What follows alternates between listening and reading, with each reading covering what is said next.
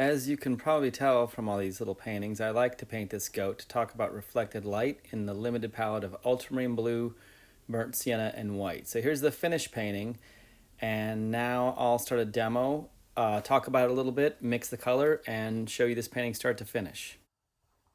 Hello, today we have our buddy the goat, and we're going to be working with a very simple palette of just ultramarine blue, burnt sienna, and white.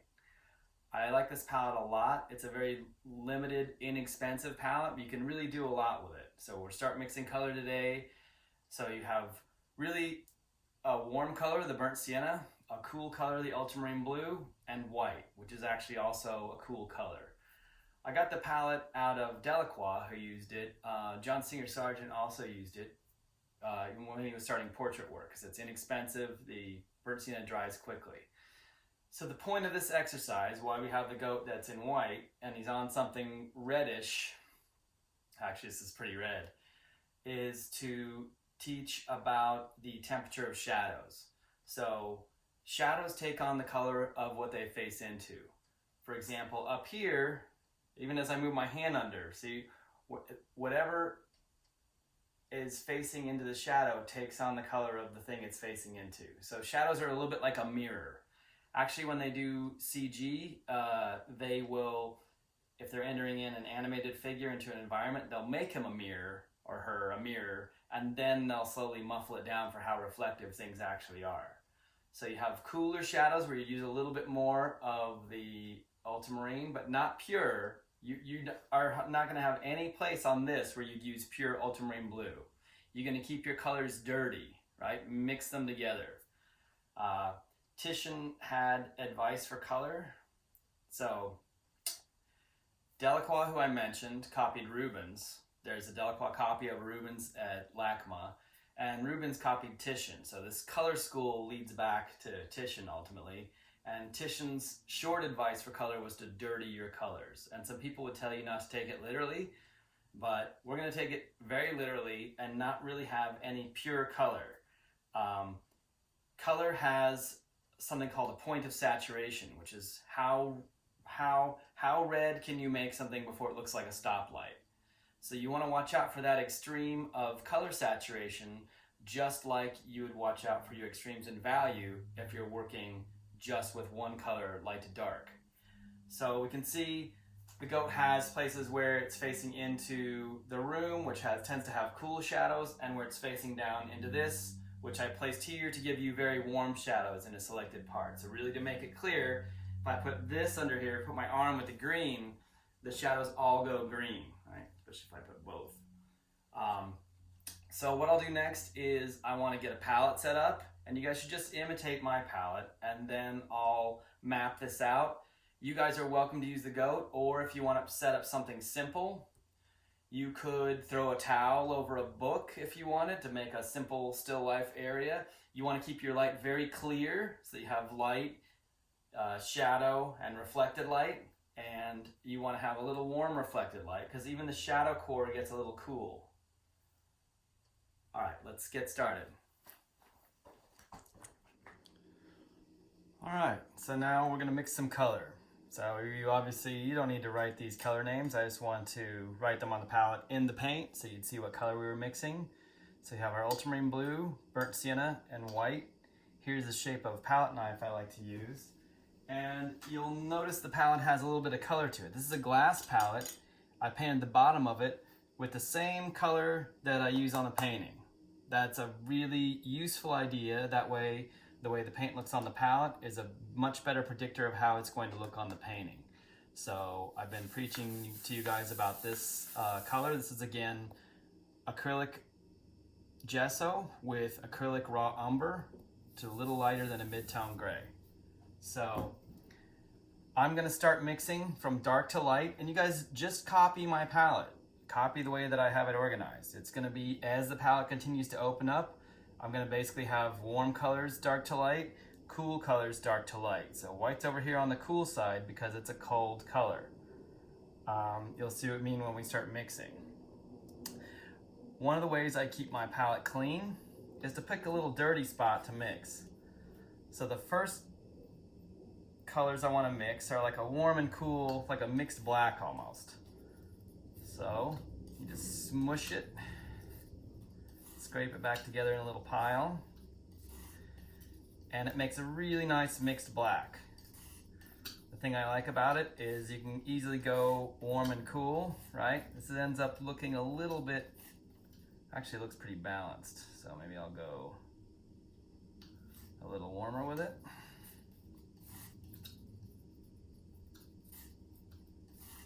All right, like a warm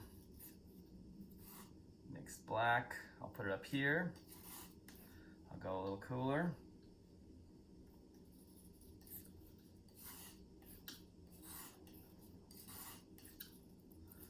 Now, I just want a few values. I'm thinking of the goat. He's got something pretty warm behind him. So I want to mix a bigger pile as I start to add a little bit of white into the other colors. All right, if I just touch the white a little bit, let's see. Because you don't have, this isn't going to give you exactly the colors that you see. The thing is to get the value right and approximate the temperature. Right, so I want a little bit warmer and cooler shadows. So I keep the palette tidy by just, right, I have a little bit cooler shadow. I guess I have a little white in there, so I can go ahead and use it. I want to stay out of the way of where I'm going to put the little piles of paint. See, each time I mix a pile of paint, the paint spreads around a little bit. So it makes sense to have a little dirty area. Otherwise, if I mixed each color where I want it to be on the palette, I make a lot more of a mess. So we're just going to make some piles of neutral. This is what I used as a mixed black in the studio paintings as well. I really like it a lot. They're good colors because they balance each other really well and you get good neutrals. So that's looking pretty cool. So if I have a color like that, that's starting to look like maybe it would be useful for the shadow on the goat. If I want to warm it up, I'll just add a little sienna. So it's really easy. This is a good palette to teach you sort of the color mixing basics. Right, like I got a warmer gray and a cooler gray.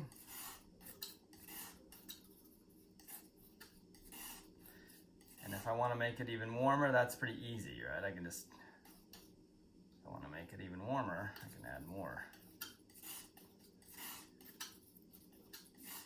So, mix up a couple more. As I get to colors that are lighter, that have more white in them, the white is cool, so I'm gonna have less and less blue in them. All right, let's get like a neutral. Start coming up in value.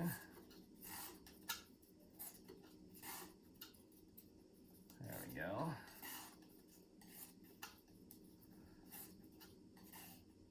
So my palette's a pretty good gauge for how I want the color to look. I also like a glass palette because I can scrape it off. It's super easy to clean. Although wooden palettes are great too. So I'm gonna add a little more sienna.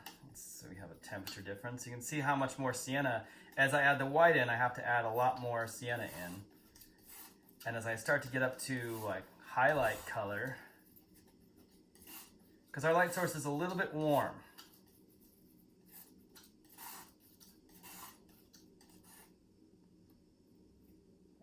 There we go. So maybe I better make some lights. Let's stay a little dirty.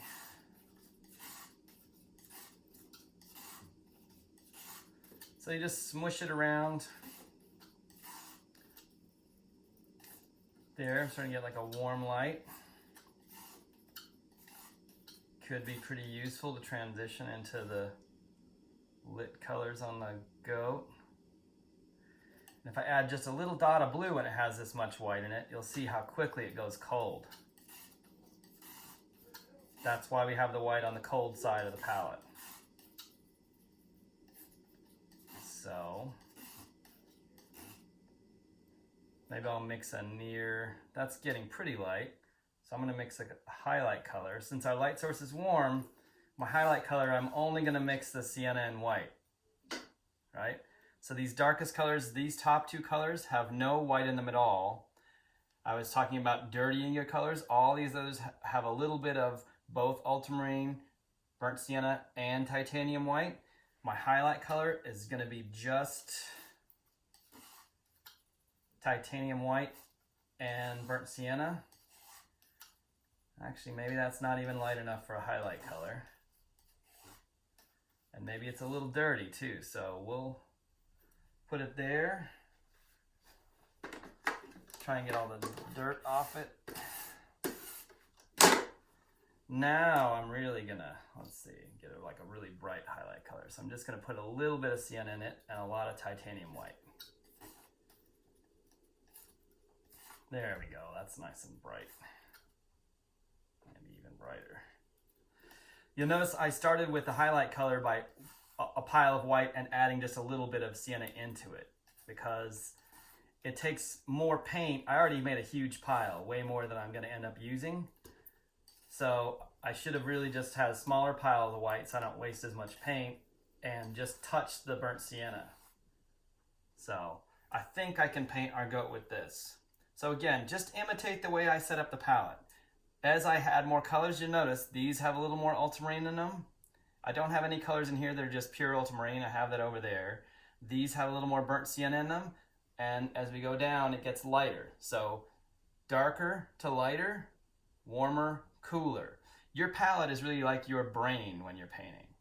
And if you start out organizing your palette well, it's gonna save you a lot of trouble and effort. Just think if every time you went to text someone, if all the letters were in a different place, it would drive you nuts. So don't do that with your palette. This is really your brain for color when you're painting. This seems like a lot of work, but when I'm painting, it's gonna make it so that I don't have to go back and if I have a drawing problem I need to work out and go and figure out what color it was and then remember where I was when I was thinking of it before, right? So it's a little more work to have this organized on the palette, but when the painting is going well, it's gonna be a lot faster. So just imitate the way I have this set up. All right, let's paint the goat. So I'm gonna start in this order, which we're gonna follow through. The whole class is structured this way. Form first, right? I wanna map things out, figure out what I think makes a good composition. You can even crop with your fingers, make a little viewfinder or use a viewfinder to see where you think it's a good composition. One of the advantages again of working on paper, I can tape that off. I can like draw the goat straight forward and kind of crop it in or out with tape and make a border. Right, so it's a lot more forgiving than stretched canvas for that. So I'm gonna start drawing with one of my darker colors without any white in it. So clean out my brush, get all the solvent I can out of it. With your medium, or if you're just using solvent, as soon as you touch, your brush touches it, it drinks in plenty of solvent. So you don't need to shove your brush in there, you just touch it and it'll have plenty. And what viscosity you use, like how much you thin it out, it's gonna take some getting used to and it's gonna be personal to you. So I wanna start lightly and that, let's see, map out our little goat buddy. I just want to start loose. Try and get the big things in. Maybe do a little bit of checking even. Once I start to get him figured out where I want him. Let's see, his little tail's back there. So I'm starting like this with not a lot of paint on the brush, actually pretty dry. Right, it's fun to slap a lot of paint on the painting, but once I do that, I either have to wipe it off if I want to change something, or I got to put more paint on even. So that's a bad road to start to go down, because then it's harder and harder to change things. He's pretty happy looking. So maybe I should start checking my proportions pretty soon. Let's see how tall the goat is. So I'm painting the whole goat for the demonstration. You guys don't have to paint the whole goat. And again, if you want to paint something else that's a simple object, if you're working at home, like an egg on something warm, that's fine. I like the little goat, so I want to make a little map, which is form, right? I'm basically figuring out where the goat's going to go on the page. I'm sticking him right in the middle. Really, again, the point of this exercise is get your warm and cool shadows. So how many heads high is the goat? If I, again, lock your arm out, you probably had this in the beginning drawing, I hope. I'm going to put the tip of the brush at the top of the goat's head right there. I'll put my thumb at the bottom of his chin, which is about there.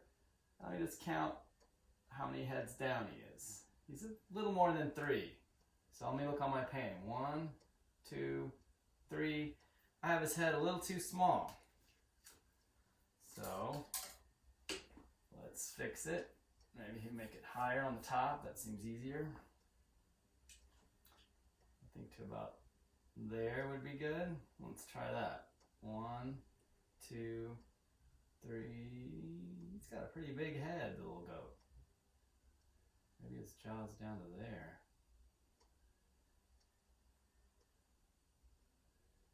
And again, I'm checking early and doing corrections when it's like this. It's a demo. I would like it to look good as quickly as possible, but I want to be able to correct. So this looks like it's getting into better proportion. That's why I'm starting with just the dark color without any white in it. It's easy to wipe off and fix. Right? I want to be a little bit careful at the outset, because if I start getting the colors right, I'm not going to want to change it. This I'm not that invested in. If I have to move his head up or down right now, it's not a big deal. And if your surface is well prepared, it's super easy to wipe off. Even easier than erasing a pencil, and it comes off even better. So we'll just set him in. See where he's in shadow. I should normally have like a little stick with me. I just want to make a map, basically, right? It's pretty dark back in there. The body's like that. All right, so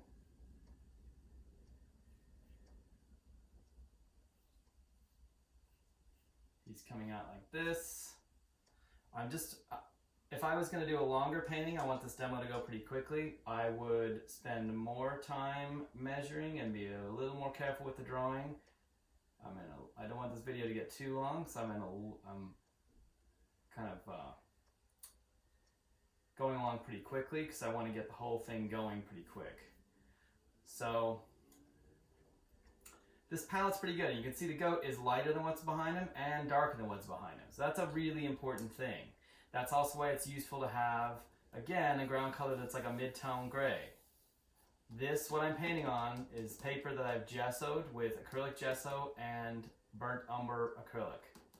Now I'm painting on it with oil, of course, with this palette, Ultramarine, burnt sienna, and white.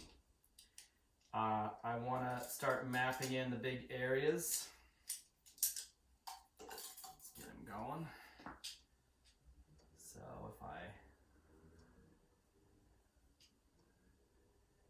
if it could be a good idea too, like before you start laying in a big area, put a little dot and see if you think it looks like a reasonable value. Like that looks pretty reasonable to me for the shadow color. Maybe it's even a little bit lighter because I'm kind of close to him.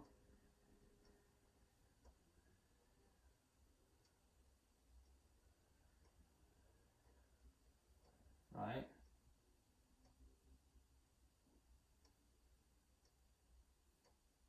So I'm using a pretty large brush because I want to get the value in pretty quickly. Again, this is a filbert shaped brush. I like these filberts a lot. I can make pretty fine lines with them. Or I can make pretty large areas and get them filled in pretty quickly. So now My ground color is a pretty good indication. I essentially want to work like dark to light, back to front. So I made a rough map for the goat. Where are the darkest darks that we're seeing? The darkest darks we're seeing maybe behind the goat, actually like under in here. The goat is like a plaster-like material, so the darkest dark on him is probably in his mouth right here. But what I really want to get in fast is the plane break. Where's the goat day and where's the goat night, right? So he's night in the shadow. So I'll start laying all that in.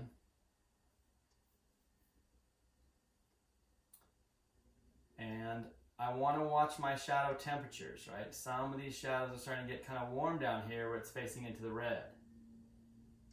They're a little cool here in the transition. A little cool here under his tail. And definitely warm down in here.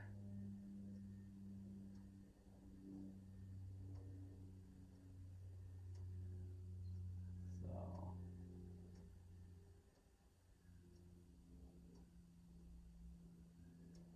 let's see, it's starting to look a little like a goat.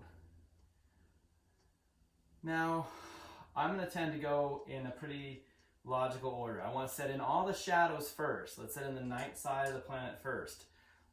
The reason is it's easier to correct that way. We want to make things easier to correct as long as we can. So if I start getting all the lights and darks on and I want to correct it, I'm going to have to take more stuff off. If I just have shadows, I can wipe it off and then still have just the ground here where I want to put white paint on. It's easier. So his shadows are pretty warm down in there where it's facing into the light. So again, I just put a little dot on to test it. It's pretty warm down in there, but even here, I'm not using the pure burnt sienna, right? It's a little bit dirtied with these other grays I just mixed in the last demonstration. So I'm looking at where the goat is the very warmest, right down here, where he faces down into the fabric there. Right, actually, maybe it's even warmer. I'll warm it up a little more. There we go. A little warmer under his leg.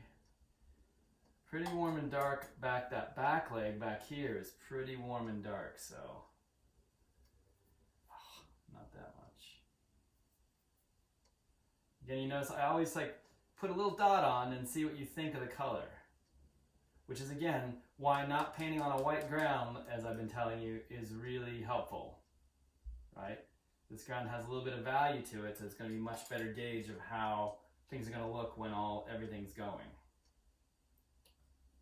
So now, maybe we'll block in our darker darks without any white in them. So if I'm checking angles, you can sort of think of it like a clock, right? Like 12, 3, 6, 9.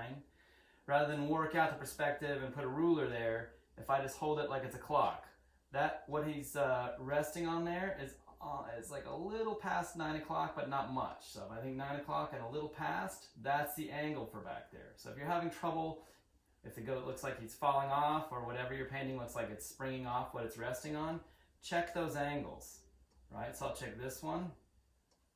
It's almost horizontal.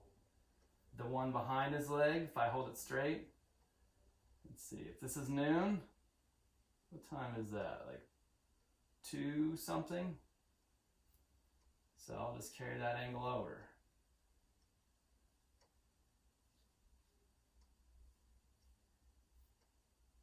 Now his leg, dark.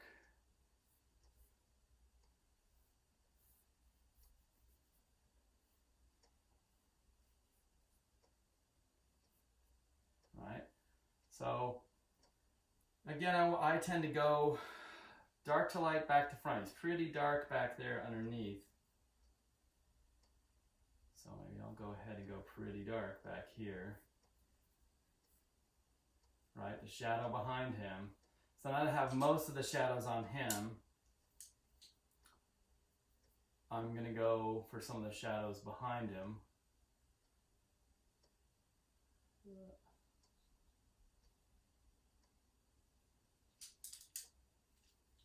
he's got a little shadow back here. It's pretty dark. Little back here, it's pretty dark. So I like setting in my cast shadows first because really this is about shadows. This is really about the light that we're seeing on the little goat. So if I want to start in the back there with these shadows under him, they're going to be pretty dark and pretty warm. So if your paint's getting too slippery, right, that was pretty slippery. Blot it out a little bit. Maybe I was forgetting to blot out enough of the solvent. If your paint stays too slippery, just paint with a little bit drier paint. It's easier to control. And we want it to be easier to control. It's already like hard enough. We have enough to do without making things harder on ourselves with the materials. All right, so I'm gonna set in the shadows under here, pretty dark. Let's just set it in. You'll notice I'm using generally about as large of a brush as I can control for what I'm painting. Right? I'm not going to start fussing until I get everything going. So let's get the surround going. Again, we don't like the word background because it implies an inactive relationship between what we're painting and what's around it. I like the word surround much better. So that's pretty warm there. And we don't have red, we just have burnt sienna. So I'm just going to make it as warm as I can and try and get the value right. Really, that's what we have is dark to light, warmer, and cooler. All right, so try and get the whole thing going. Those shadows under there are pretty dark. Let's just scrub them in.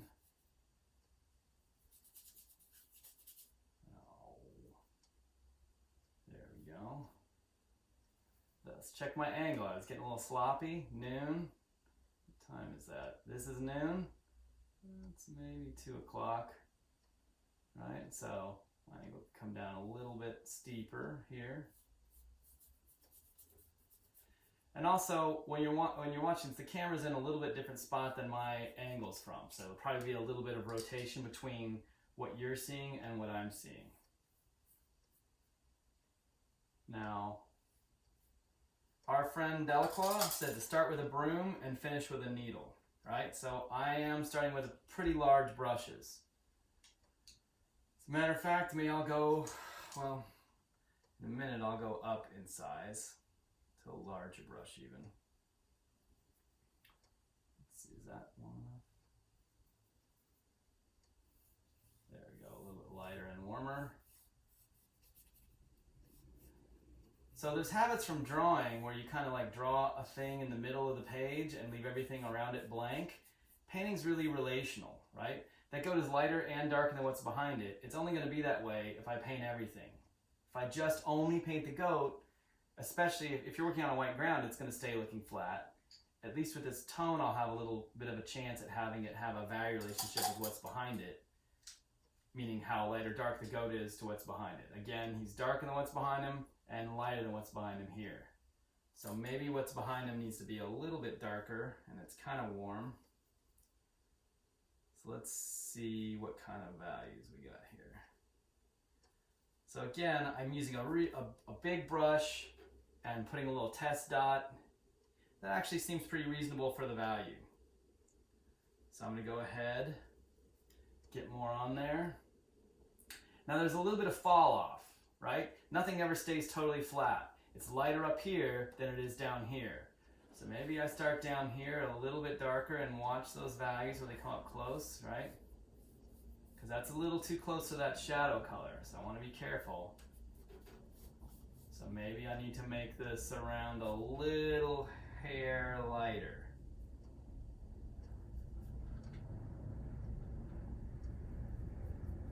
Right, let's see. So again, I'm testing it. I'm just putting one dot right next to the other one. Maybe the goat shadow needs to be a little bit darker over there. Because I really want to get that relationship set. So I'll make them a little bit darker. That's not too dark, but it definitely makes it more clear that in shadow he's darker than what's behind him here. Right, we're starting with all the shadows and the shadow temperatures. So the little leg back there has reflected light on it. This leg back there, this got a little mixed up here.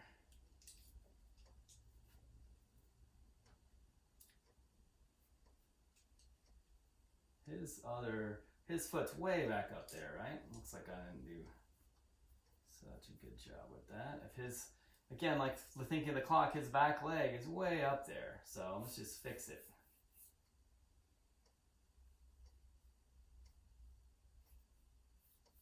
Right? Now, it's good when I have paint on the brush, like I was just doing, everywhere I kind of saw something similar, I was trying to address it at once. Right? Because the great thing about oil paint is it stays wet for a long time. And the frustrating thing about oil paint is that it stays wet for a long time. Meaning, I can get the kind of edges I want, I can work them, right? I can get soft things, but if I don't plan a little bit, I'll be frustrated because this oil paint stays wet. So it can be a little bit messy. All right, we'll try and get our surround laid in. So it's about right. I just want to lay it in everywhere I see roughly that. And I'm coming in a little bit on those edges that I was drawing to start with.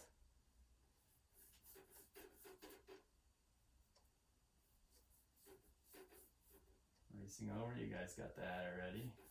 If you didn't, you can just rewind this. So now I'm starting to have, oops, see, I'm gonna use a big brush carried over the edge there. Now I'm starting to have him look a little bit more like he's in a complete area. And the ground colors now, where it's lit, you know, lighter than what's behind it and darker than what's behind it. So he starts to look more like he's in space, which is what we want. I will start setting in some of his features a little bit more. He's pretty happy.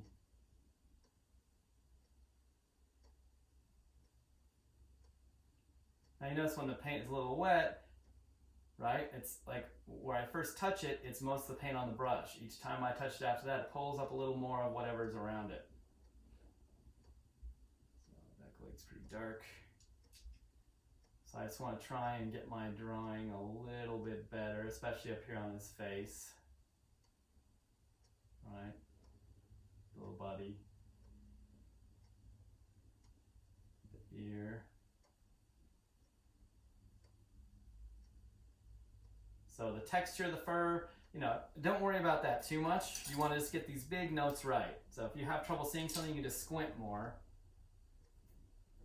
And that'll help you.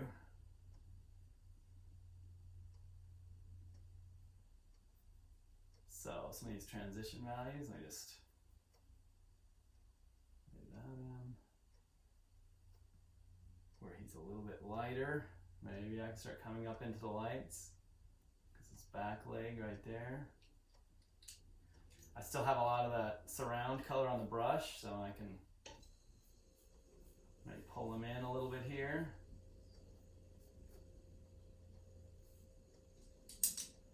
So I'm starting to come up to his features pretty soon.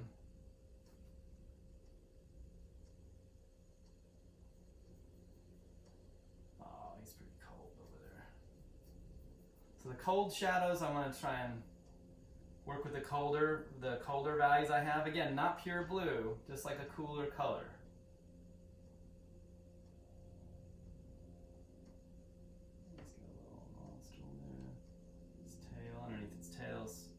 Underneath his tail is pretty cool.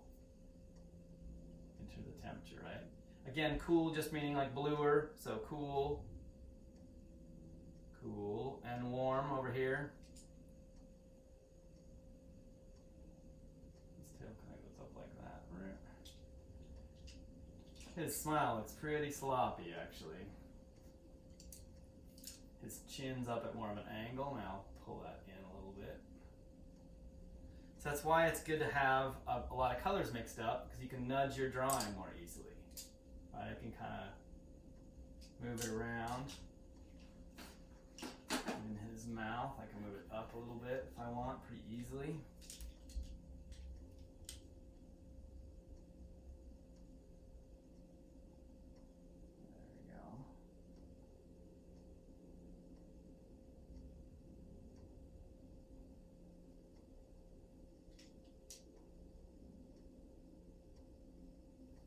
So now I'm starting to come up into the lights. Let me get some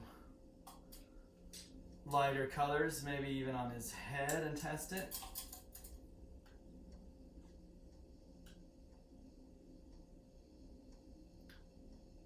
Actually, not that.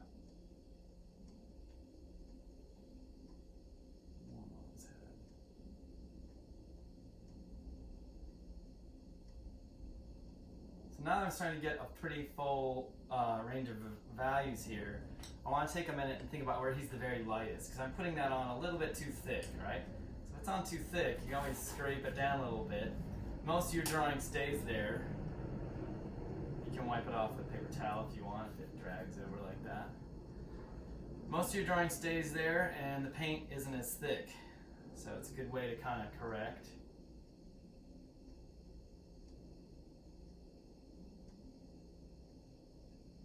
Nostrils go back.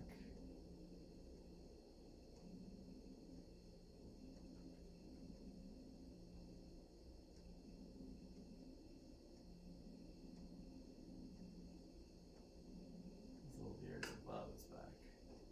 So once I want to work my way out of the shadows. See where the dark starts to come into the light? I can kind of pull like the lighter value into the shadow a little bit to get some of these edges softer.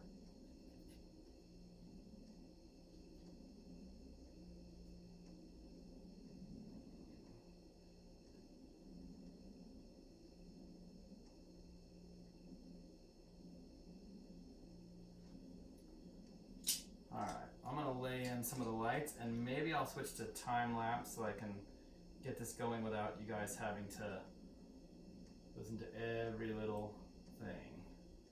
So I'm just going to lightly lay in some of the lights overall. Right, and then I can work my transitions a little bit as I do that.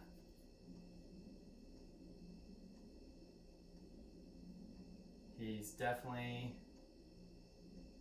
tail's a little higher.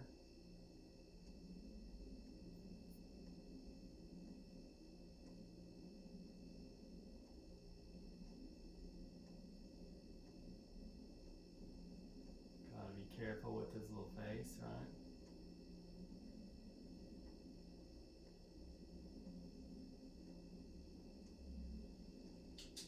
See?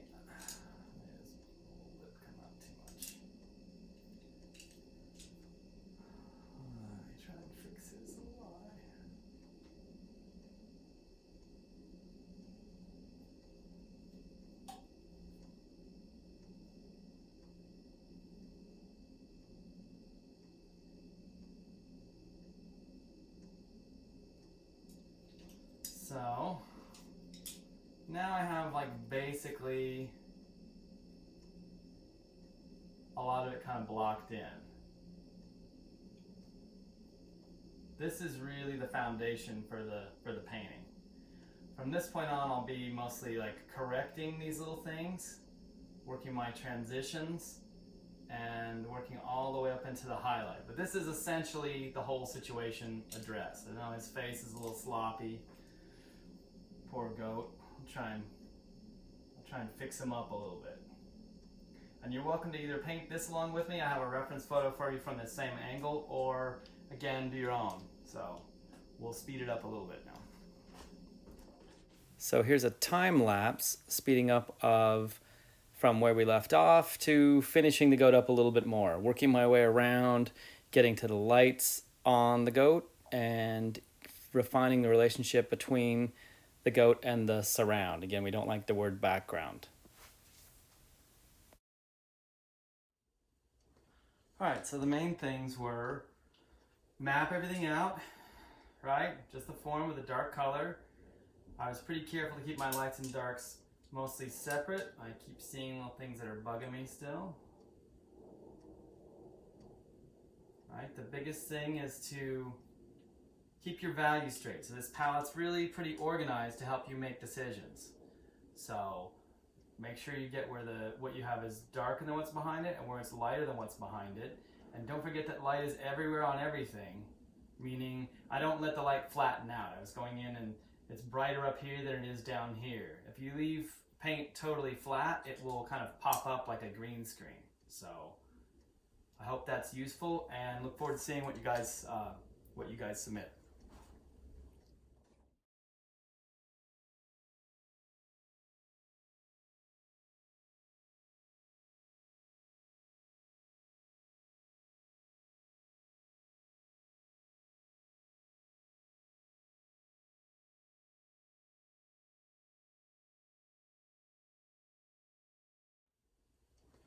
All right, so the main things were map everything out, right? Just the form with a dark color. I was pretty careful to keep my lights and darks mostly separate. I keep seeing little things that are bugging me still. All right, the biggest thing is to keep your values straight. So this palette's really pretty organized to help you make decisions. So make sure you get where what you have is darker than what's behind it and where it's lighter than what's behind it. And don't forget that light is everywhere on everything, meaning I don't let the light flatten out. I was going in and it's brighter up here than it is down here. If you leave paint totally flat, it will kind of pop up like a green screen. So I hope that's useful and look forward to seeing what you guys submit.